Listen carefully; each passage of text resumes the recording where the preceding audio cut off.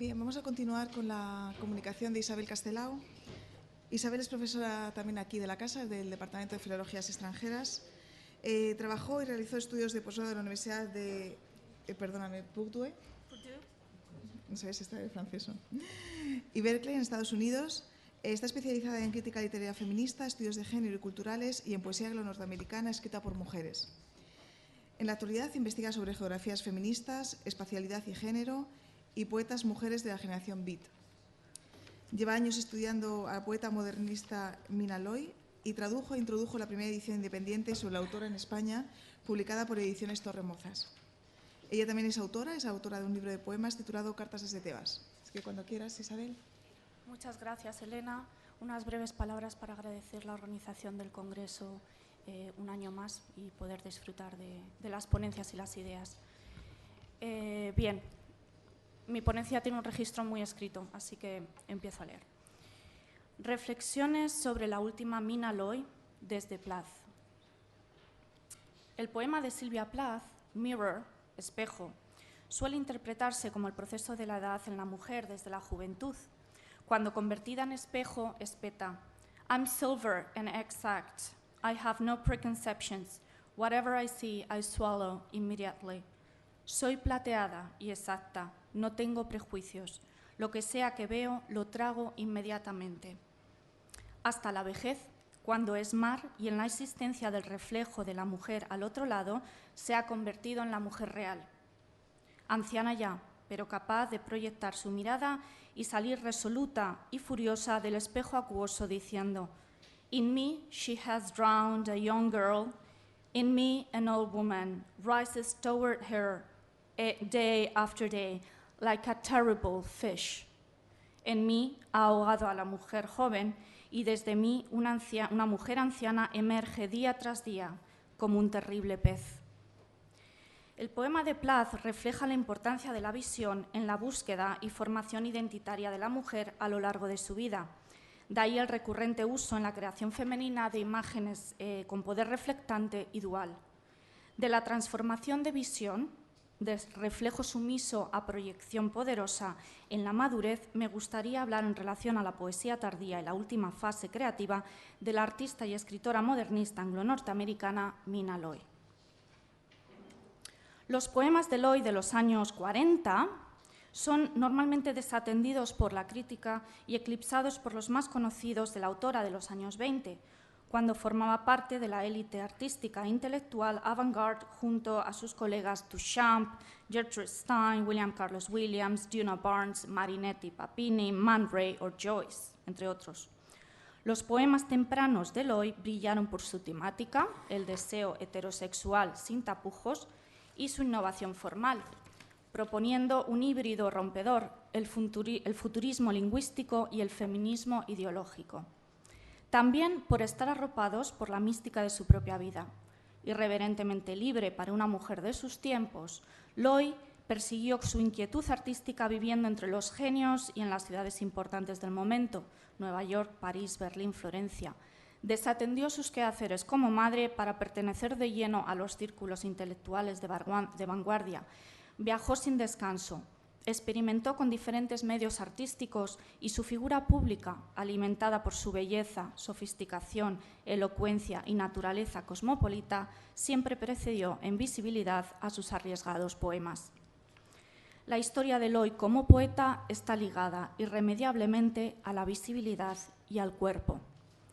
A partir de mediados de los 30, deja de frecuentar los círculos de la orilla izquierda del Sena en París, donde vive, y se recluye más y más en una vida de creación solitaria, quizás provocada por la desaparición de su marido, Arthur Craven, y la muerte de su hijo.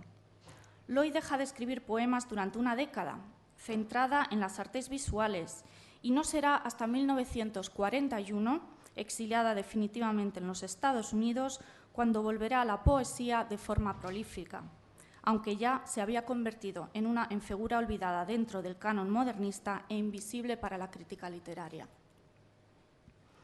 En 1937, tras las amenazas de guerra y sus orígenes judíos, las hijas de Loy, asentadas en Nueva York, la animan a volver a la ciudad que la vio brillar en sus años de juventud, revolucionando el village bohemio.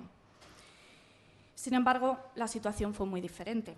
Lloyd tenía 54 años, graves problemas económicos y estaba totalmente apartada de los círculos literarios. Su reclusión, no obstante, no debilitó su creatividad. En estos años patenta varios inventos, escribirá el corpus de su interesante poesía tardía y volverá de lleno a las artes visuales, creando ensamblajes o collages tridimensionales con material de desecho que Duchamp y Joseph Cornell expondrán en una galería de Nueva York en el 59.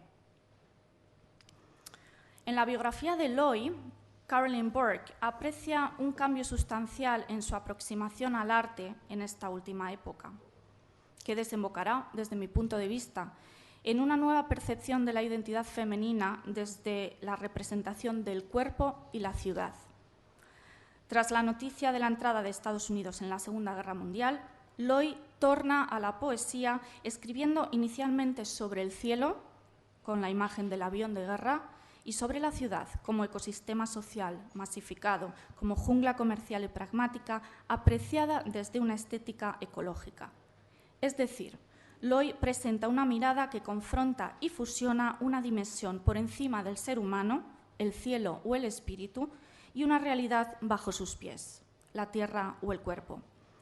Existe una tensión inherente en los poemas de principio de los 40, como bien explica Burke, entre solipsismo e inclusividad, que posiciona al sujeto poético como insider y outsider, observadora y observada, conjugando un sentimiento ambivalente entre el impulso de fusionarse con la democratización de la ciudad moderna y sus habitantes y un deseo de permanecer como artista visionaria fuera de la escena para transformarla desde la mística y la estética.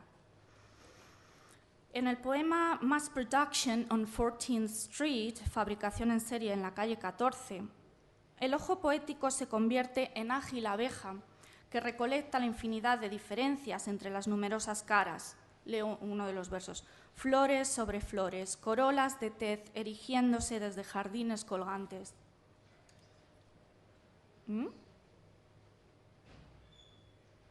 Ahora volvemos a la otra. En el poema On Third Avenue, en la Tercera Avenida, aparece la espiritualidad ligada a la pobreza. Sí. La espiritualidad ligada a la pobreza, eje temático que vertebrará toda la poesía tardía de Lloyd. Preocupada por la pérdida de belleza y elitismo artístico, la autora se centrará en reconstruir su propia identidad desde la senectud y la pobreza, condiciones que le hacen apartarse de sus amigos artistas y rondar las vecindades deterioradas de la ciudad, fotografiando poéticamente y transformando desde la visión intelectual y espiritual la realidad que observa. Roger Conover, editor de Lloyd, publicó póstumamente en The Lost Lunar Baedeker una carpeta, posible proyecto inconcluso del libro, que contenía poemas tardíos y que Lloyd tituló Compensaciones de la pobreza. Leemos del poema En la Tercera Avenida. Tales son las compensaciones de la pobreza. Poder ver, como un hongo eléctrico nacido de su propia refulgencia entre joyas circulares entrelazadas, reflejadas en la acera. Delante de un cine de 10 centavos, una taquilla bañada en azúcar, tiene prisionera una diosa. Tales son las compensaciones de la pobreza. Poder ver, fugaz entre el polvo, el brillo de un tranvía lleno de bustos luminosos, hermosos en el anonimato, se desvanecen tras el espejismo de su paso. Que la compensación de la pobreza sea la capacidad de ver más allá de la realidad obvia, generando un poder de la imaginación ligado a la iluminación espiritual, indica la activación de una visión religiosa o mística, extremadamente particular en la autora. Más que introspección y alejamiento del mundo, Lloyd potencia una espiritualidad basada en la conexión solidaria, en lo social y lo material. Por otro lado, si la búsqueda religiosa suele indicar un deseo de armonía y unión al final de un camino, su misticismo, curiosamente, pretende encontrar lo divino en la fragmentación y la desintegración, sobre todo del cuerpo sin disfraz y quimeras contra el tiempo. A partir de 1945, después de recibir la nacionalidad americana, Lloyd comienza hábitos de vida peculiares, debido en parte a la necesidad de desplazarse a casas comunales donde vive con otros inquilinos en el Bowery, un barrio deteriorado de Manhattan. Solo admite la visita de amigos muy excepcionados del pasado, Marcel Duchamp, Duna Barnes y Joseph Corner. Rehúsa asistir a ningún evento al que se le invita. Busca y recoge la basura de las calles, cuanto material de desecho y basura considera útil reciclar, las cuales almacena en su habitación desordenadamente hasta encontrar el momento de usarlos en sus cuadros collage. Viviendo en el Bowery y neoyorquino, zona deprimida del Bajo Manhattan, llena de vagabundos y borrachos, su contacto social se limita a hablar con los homeless y proveer de tabaco y alcohol a los indigentes de su barrio, quienes le apodaron Mamma Mina, y a relacionarse con sus compañeros de piso, algunos artistas jóvenes que la admiraban y los cuales le llamaban la duquesa. Poéticamente prolífera, a sus casi 70 años, Lloyd, como bien expresa Conover, cito, reemplazó a los genios y los objetos de arte vanguardistas por los indigentes y la basura. Se fusionó con la calle comunal como parte de la ecología callejera, escribiendo desde los márgenes de la economía formal y la cultura oficial. Fin de cita. Si la definición de misticismo incluye la experiencia sensorial e íntima para alcanzar el conocimiento de Dios desde su presencia terrenal, Lloyd describe un proceso místico en dos importantes poemas, Property of Pigeons, Propiedades de las Palomas, y Chiffon Velours, Chifón aterciopelado, a través de la visión iluminada del sujeto poético que ve más allá de la realidad objeto invisible al transeúnte ordinario. En Propiedad de las Palomas leemos: las palomas dormitan o agitan sus rayados crescendos de gris arcoíris. Un friso vivo en el estrecho alféizar de la ventana de una fábrica. Las palomas se alzan, posándose en bases verticales de cívico ladrillo, blanqueado con avalanchas de sus excrementos inocentes, como si un ángel hubiera vomitado. Esto es lo que se nos muestra sobre economía de aves, sin recursos, inopias como la eliminación de sus cadáveres. La voz poética de Lloyd insiste en dar visibilidad a lo invisible en la ecología urbana. Dibuja la presencia desde la ausencia con fe en el lenguaje como fuente de revelación. Las palomas, ángeles urbanos que transitan entre cielo y tierra, simbolizan puentes o intersticios entre lo que se ve y lo que no se ve. Lo que pasa inadvertido como opio o vacío, palomas, ancianas, indigentes, pobres, se convierte en extraordinario o no opio, transmitiendo la presencia divina en la aparente total ausencia de la misma y utilizando la poesía, la materia del cuerpo y de la palabra como nueva religión. La enfatizada organicidad del cuerpo a través de imágenes como excrementos y cadáveres sugieren la total ausencia y presencia simultánea, ya que lo subhumano y antiespiritual que radica en la cruda corporeidad revela desde la mirada de Lloyd lo sobrehumano de lo divino y espiritual, permitiendo representar los excrementos de paloma como vómito angelical. En Chiffon Velours, cuyo título indica una tela de gasa chifón con textura terciopelada, Lloyd centra su poder de observación y revelación en una anciana sentada en unos grandes almacenes. En él leemos: marchita, sus facciones al filo de un chillido maldiciendo la edad, escapan de la muerte en extrañas direcciones, de alguna forma retenida por una red de arrugas. El lugar de los senos ausentes marcado con un imperdible. Rígida, descansando apoyada en un pilar de los grandes almacenes. Resaltada por un repentino estallido de algodón floreado, la mitad de la falda negra resplandece como un espejo sucio, reflejando la miseria, un retal de chifón aterciopelado. Bueno, el sujeto poético, más que reflejar, representar o describir, esculpe en la dignidad del matiz y la precisión material de su cuerpo a la anciana, que aparentemente invisible como una flor seca y marchita, florece desde la textura de sus arrugas y telas frente a la mirada mística de Eloy. El poder de visión desde la sensualidad de la materia demuestra, como Mara Schreiber la denomina, una ontología o teología de la falta en Loy, an ontology or theology of lack. La anciana es toda ausencia, falta de senos, falta de cuerpo, falta de feminidad, y aún así Loy esculpe una identidad femenina que se basa en la absoluta presencia de su cuerpo roto y ajado de mujer y en su valor como parte de la ecología urbana que Loy revela. Grietas entre el ser y el desaparecer, intersticios entre el espíritu y el cuerpo, ángeles corpóreos, sexuales en su insistencia material. Loy nos presenta al Angel Bomb, indigente angelical, como otro de los habitantes de su ecosistema urbano. En Hot Cross Bomb, los cuerpos incontrolados y autómatas, desligados de conciencia y voluntad de los pobres y borrachos del Bowery, representan los límites de la subjetividad y la identidad humana.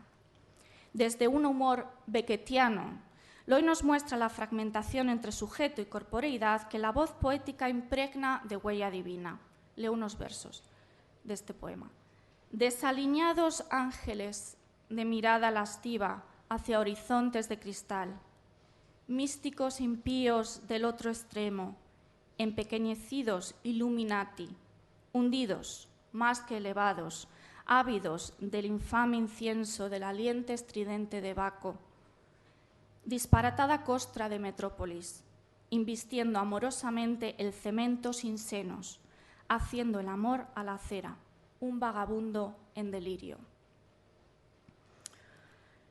Mi lectura hila el poder de visión de Loy que rompe el reflejo de la invisibilidad social de marginales, su misticismo indigente, y la capacidad de representar desde la estética poética una ecología urbana donde todos los seres forman parte de una organicidad latente a través de la pura existencia de sus cuerpos, con una reescritura de la identidad femenina en la tercera edad. Aunque estuvo muy influenciada por la ciencia cristiana, Christian Science, que no es lo mismo que cienciología, y su relación entre lo visible y no visible, el antidogmatismo de Loy le hizo rechazar la anulación del cuerpo de la doctrina y a construir una espiritualidad de sesgo feminista basada en la singularidad del cuerpo material, una especie de ecofeminismo urbano carente de sentimentalismos. Loy, desligada de la batalla heterosexual de la juventud, que también refleja en su poesía temprana, reencuentra la libertad de la mujer madura a la que se refiere de Beauvoir para entender la existencia y la identidad desde la conexión con los otros y el mundo, pero lo consigue centrándose precisamente en el poder del cuerpo femenino anciano, decrépito, como intersticio angelical del misterio de la vida y como núcleo fragmentado y polivalente de la identidad de la mujer.